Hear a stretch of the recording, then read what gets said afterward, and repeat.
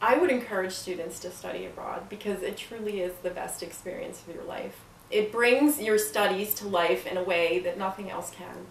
As someone who studied literature and English, being in the same places, walking on the same streets where Shakespeare walked, where Dickens walked, was just phenomenal. It was not something that could be duplicated in any other way. It literally brought books out and made them come alive. I would say that this experience, not just because of my career, but for so many reasons, has informed everything I've done since then. It was 18 years ago that I studied abroad, and I have impressions of the places where I went that are almost as if they were yesterday.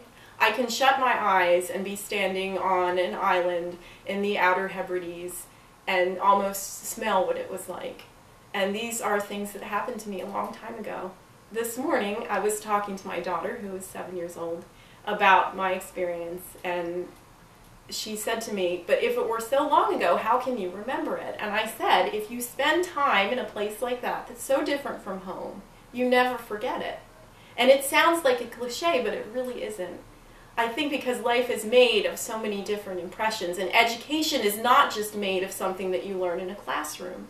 So when you take yourself outside of that classroom and experience a place for all that it is, the way that it's built, the way that it sounds, that brings itself back into your thinking and informs it. I would say, I still tell people that out of every year of my life, that was the best one. If I could find a way to get back there for a few more years without anyone knowing, I would.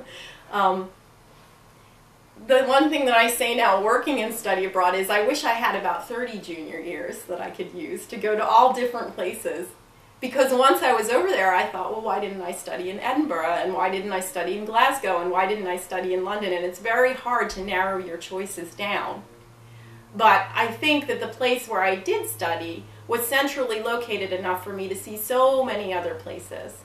And everyone's study experience is unique.